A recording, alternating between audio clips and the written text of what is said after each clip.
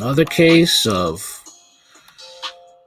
women choosing men that they shouldn't be choosing. Family argument over stimulus check led to quadruple murder in Indianapolis. Louisville, Kentucky, WDRB, the family of four who were shot to death in Indianapolis, say the murders were prompted by an argument over stimulus checks, according to a report by Fox 59. Her family said Janitas Moore worked hard at a beauty supply shop to support herself and two little girls and appreciated the most recent $1,400 stimulus check issued to help Americans recover from the COVID-19 pandemic. The father of her youngest, Malik Halfclear, thought he should get half. He wanted some of Janita's tax money, stimulus money, said Wendy Johnson, a cousin who heard Janita's account of what led up to the quadruple murder in a house in the 300 block Randolph Street in Indianapolis Saturday night. She had just got her money, and he wanted half of her money. She said, "No, you don't deserve any of this. I work, I take care of our child. You don't do anything." He said, "I really want half." She said, I will give you $450, take it or leave it." He said, "I'm going to get that money." This was the day before. Johnson was told on Saturday evening Janitas was outside at the curb looking after her car when Halfclear walked up. She said he gave her an evil look and walked off, said Johnson. He came back. Police said after Halfclear came back for a second time, 4 people were dead. The mother of his child was wounded, the baby was missing, and the ex-con was on the run. During an exclusive interview with Fox 59, used the permission here, the family identified the dead as Janitra's 7-year-old daughter, Eve Moore, her brother, 23-year-old Daquan Moore, and her mother, 44-year-old Tomika Brown, her cousin, 35-year-old Anthony Johnson. I have a lot to say about this. Malik came back to the house asking, "Where's the money?" said Johnson, repeating the account Janitra's told her. They're like, "What money? What are you talking about?" He said, "Where's the money? Where's the money?" Johnson said she was told that when Halfclear started going through Janitra's purse, Daquan was trying to save his sister. He was taken up for his sister, said Johnson. He stood up and said, "You cannot have the money. You cannot have the money." That's what she said, and pushed Malik, and Malik pulled out a gun and started killing everybody. He shot Daquan first, shot Anthony, then he turned around and he shot my auntie Tomika. My auntie Tomika said Malik. He shot her again, came back and shot Daquan for the second time somewhere between the little baby. Eve got hit somewhere. She was screaming. Johnson said Janitra's recalled that Halfclear took her and their infant daughter to the car after strapping the baby to a safety seat and re-entered the house to retrieve the milk bottle. He went back to the house, and that's when he shot Anthony again when he was coming down the steps, said Johnson. When he went into the house, that was Janitra's cue to run for her life. And that's what she did, ran for her life in a traffic across New York Street, knocking on everyone's door. Janitra's hid on a neighbor's porch until IMND officers arrived as Halfclear drove off with their child. Oh, boy. He told her that she made him kill everybody, said Johnson. She made him do it. Oh, boy. Janitra's directed officers to the home a block north where the victims were discovered. At the same time, Lorenzo Moore walked in the back door to find his brother, Daquan, and the rest of the family. "I seen all my family members on the floor dead," said Lorenzo.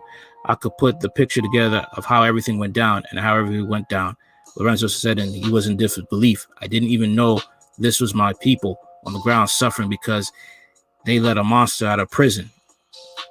Halfclear was accused of shooting a man 5 times on the city's northwest side in early 2017, but was released from custody in 2018 after pleading guilty to a lesser charge. "We always knew that he carried a gun," said Lorenzo. "He didn't have a job, just laying around being lazy." Lorenzo said his sister was half afraid of Halfclear. "It was like you could feel the fear, but you never want to do anything about it because you're too scared. And it might come to what it comes to," he said. Just him being angry about not having money and him not doing anything for himself, so he thought he could take something from her. Several hours later, the couple's baby was recovered unharmed on the city's north side of almost 24 hours after the killing. Following 4-hour-long SWAT team standoff on the east side, Hafkley emerged from a duplex in handcuffs after hiding in an attic to avoid several volleys of tear gas that had been fired inside. He felt he could take it from her, said Lorenzo. In the middle of the grieving family is Sean Brown, who lost a sister, 2 nephews, and a niece on Roundel Street Saturday night. We grew up close. We was always together, said Brown.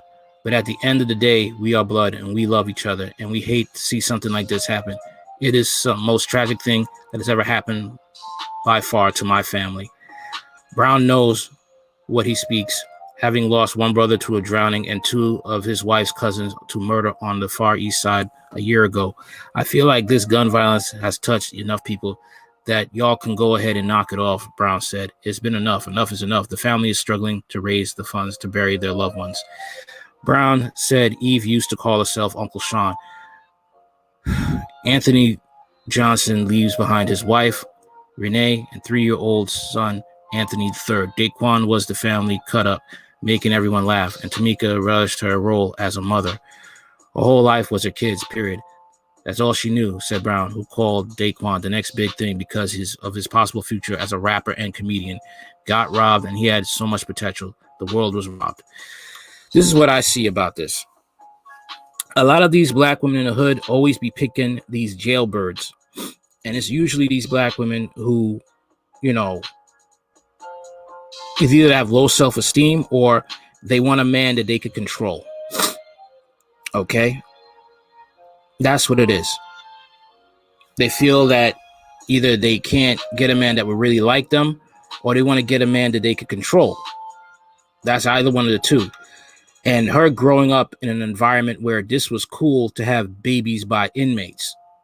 Okay, you had a baby by an inmate, a man that really can't do shit for himself. I hate to say, I didn't want to curse, but this stuff makes me angry. Because there are men out there that she could have dated. Okay? But you want to date men like this. You want to date thugs. Okay? Men that don't have anything to offer you. And I know some in the black community look, oh, you're a square. Well, good. Yeah, I'm a square. I'm a square. Yeah, I'll be a square. At least I'm not. I didn't come with a prison record. Now, I'm not talking about, no offense to those who, come from jail and you made something out of yourself. All right. But I'm talking about these women who take men in who aren't proving themselves that they could help out, provide, and take care of themselves. And you have a baby by these men. Okay. And this man was a parasite. Everybody in the family saw him as a parasite, and they did nothing because he was down with the hood. He was down with the culture.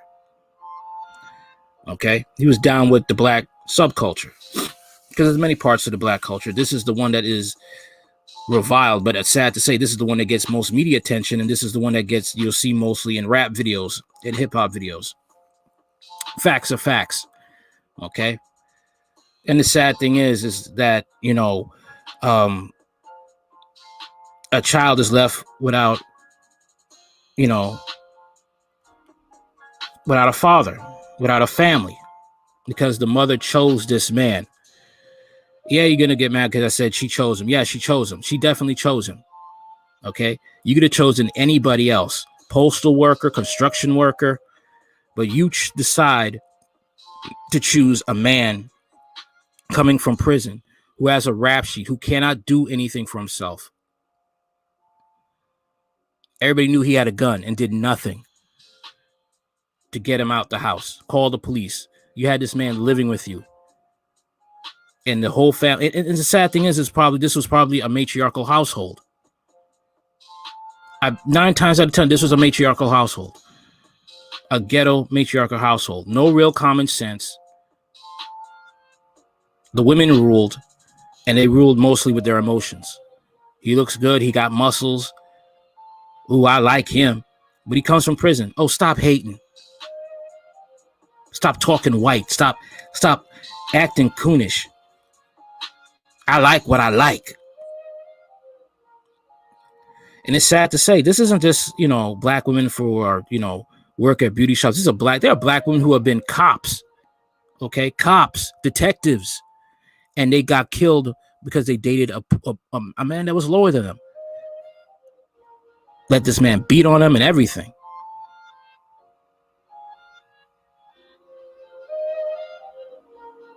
And then when men talk about this, especially black men who talk about this, women get mad. The liberal black women get mad because they think we're bashing them. No. This is just showing you and holding you accountable for your choices. You think people are going to feel sorry for you for this? No, this has happened time and time again. Now, of course, this happens in, other ethnic groups. It does. But I'm hitting hard with, the black ethnic group, because you see this among your own, and it happens a lot. You see this on Facebook posts. You have these men from jail having these live streams talking to these women, and these women are lusting after them. It's disgusting. You don't know what these men are in for. Child molestation, rape. You don't know what they're in for. And I was like, if these men were outside and they had kicked good game, you would give them a time of day and probably be in this woman's situation. It is sad. Murdered for a stimulus check. I hate to say it, but you got to stay away. Women have to stay away from men who are poor.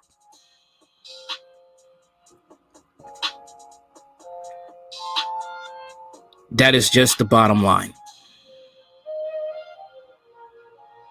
Sad to say, you will have liberal black women who think I'm hating and think any man is hating when they say these things. But I'll ask you this. Would you want your daughter dating a man like this?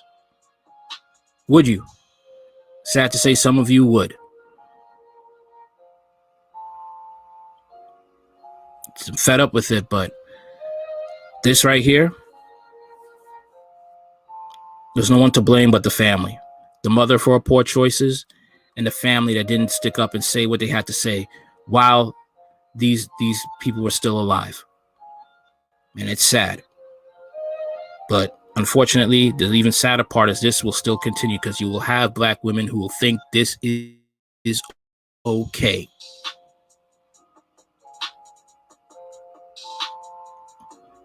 Because you got feminism that gives these women carte blanche to think they could do whatever they want with no consequences.